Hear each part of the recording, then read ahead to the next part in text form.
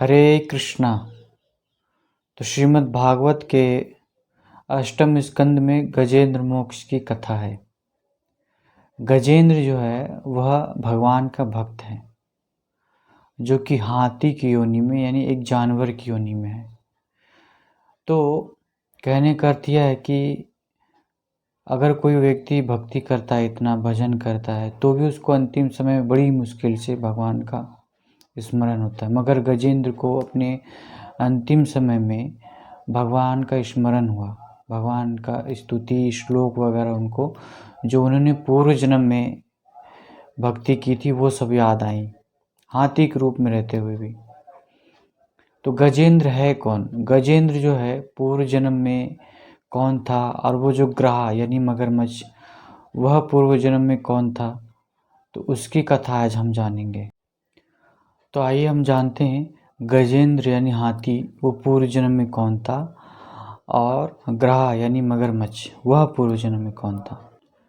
तो कथा इस प्रकार से है कि लोगों ने पूछा कि प्रभु गज की पुकार पे आए थे या ग्राह की पुकार पे आए थे। कहा गया कि आए तो थे गज की पुकार पे, गज जो भगवान के भक्त थे उनके पुकार पर आए थे। तो लोगों ने कहा गजराज तो जो कत्तियों खड़ा है उसके पांव पकड़ने वाले विपक्षी ग्राह का उद्धार कैसे हो गया। तो कहा कि गजराज ने भगवान के चरणों का सहारा लिया था, और कहा गया कि ग्राह ने भगवान के भक्त यानी गजराज के चरणों का सहारा लिया था, गजराज के चरणों को पकड़ा था। उद्धार तो दोनों का ही होना था, मगर पहले किसका उद्धार होना चाहिए? तो कहा गया है राम ते अधिक राम कर दासा। भगवान का सीधे सीधे चरण पकड़े तो उसका उद्धार बाद में होगा। तो भगवान के चरण को पकड़ने वाले किसी भक्त का सहारा या चरण कोई पकड़ ले तो पहले उद्धार उसका होगा। इसलिए ग्राह ने गजराज जैसे भक्त के चरणों का सहारा लिया था, इसलिए पहले उद्धार उसका हुआ। तो आप ही बताओ कि इतने बड़े गजराज जी को एक छोटा सा मगरमच्छ कैसे निगल सकता था? निगल तो सकता नहीं था। तो सच यह है कि ग्राह ने अपने उद्धार के लिए ही गजराज जी का चरण पकड़ा था। तो यह हमें कैसे मालूम हुआ? तो गजराज और ग्राह के पूर्व जन्म की कथा है।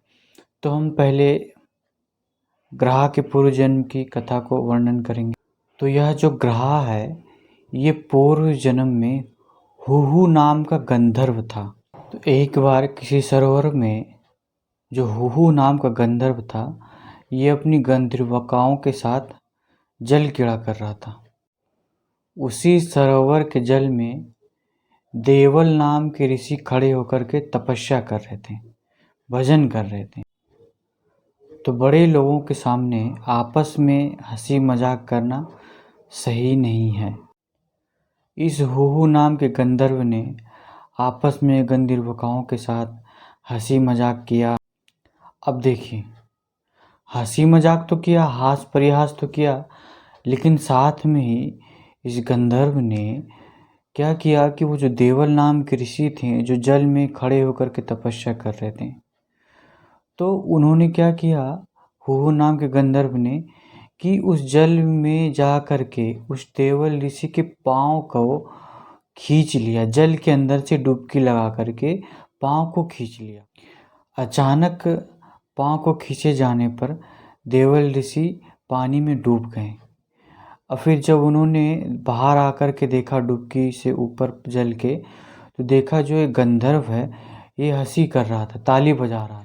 अब क्या, देवल ऋषि को आया क्रोध। अरे मूर्ख, बड़ों के सामने हंसी मजाक हास्य परिहास भी नहीं करना चाहिए, और तू एक ऋषि के सामने ऐसा काम कर रहा है। जल में डुबकी लगाकर तू अचानक पाँव खींच रहा है। तो ऋषि ने कहा कि ऐसे तो जलचर जीव करते हैं, ग्राह करते हैं, तुझे ग्राह बनने का मन है, जा तुझे मैं श्राप देता हूँ कि तू ग्राह बन जा। 2 शब्द ही काफ़ी था महात्मा का।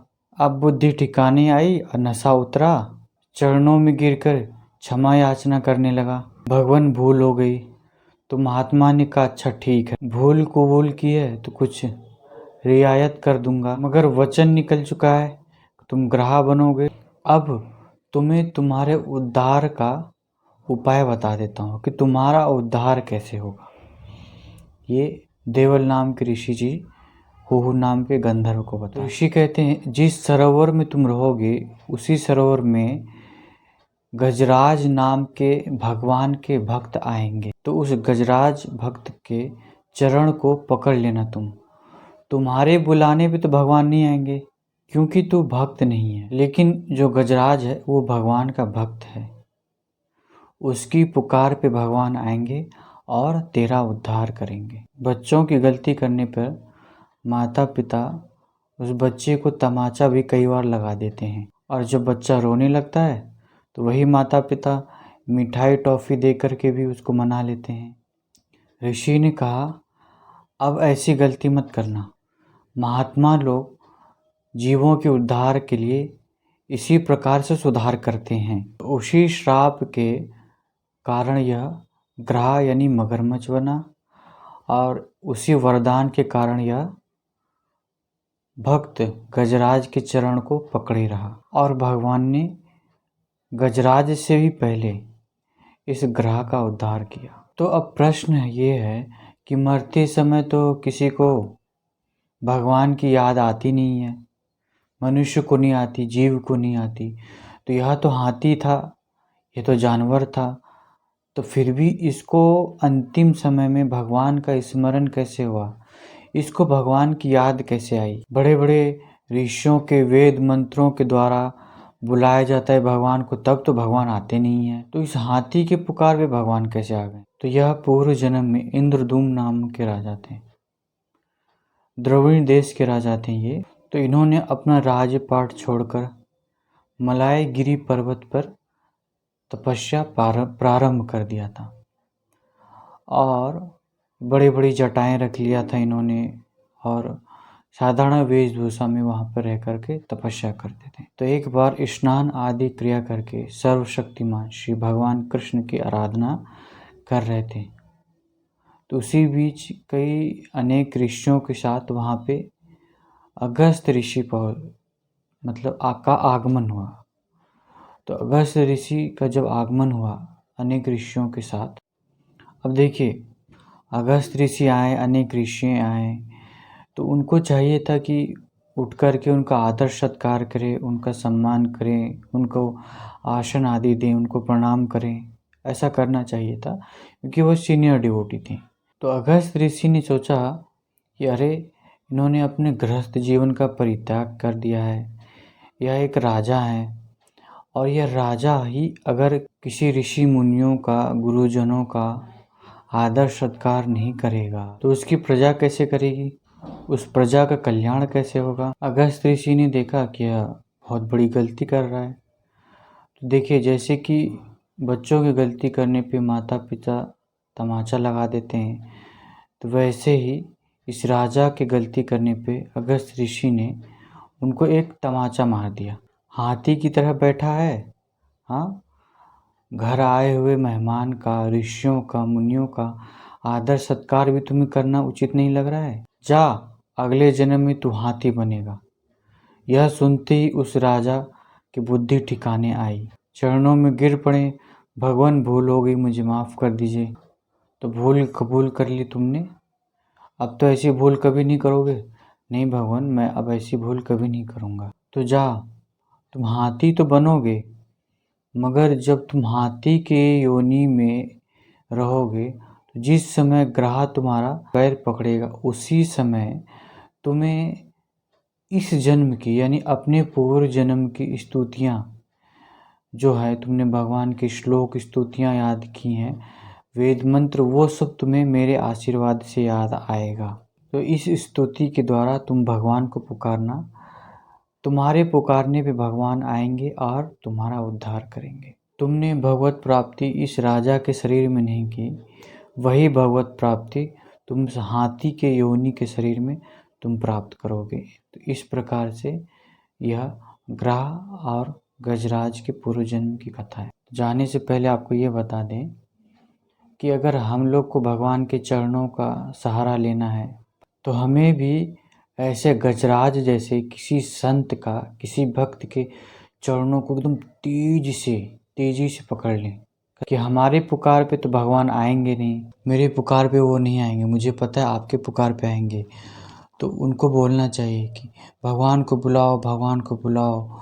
जब तक आप भगवान को नहीं बुलाएंगे, जब तक वो मुझे स्वीकारेंगे नहीं, मैं आपके चरणों को छोड़ूंगा नहीं। उनको तेज से पकड़ लेना चाहिए। मगर देखिए, ग्रहा ने तो दांतों से पकड़ा था, तो हमें ऐसा नहीं करना है कि हम दांतों से किसी संत के चरणों को पकड़ लें, बल्कि हमें हाथों से पकड़ना है। देखिए, ऐसे तो हाथों में इतनी ताकत नहीं है कि हम किसी संत के चरणों को पकड़ लें। हाथों में इतनी पावर, इतनी शक्ति नहीं है। तब कैसे पकड़ना चाहिए हमें किसी संत के चरणों को? इन हाथों से किसी संत को नहीं पकड़ा जा सकता। तो तब कैसे पकड़ा जा सकता है? तो कहा गया है कि हमें शास्त्र के अनुसार और किसी भक्त संत के अनुसार चलना चाहिए। यानी हमें आज्ञावर्ती होना पड़ेगा। हमें संतों के आज्ञाओं का पालन करना पड़ेगा। शास्त्रों के अनुसार, संतों के कहे अनुसार हमें चलना पड़ेगा। अगर हम ऐसा करेंगे तो ही हम किसी संत के चरणों को पकड़ पाएंगे, उनको प्रसन्न कर पाएंगे, खुश कर पाएंगे। और वो प्रसन्न हो गए आप पे, वो खुश हो गए, तो फिर भगवत प्राप्ति में आपको विलम्ब नहीं होगा। भगवान आपको जल्द ही प्राप्त होंगे।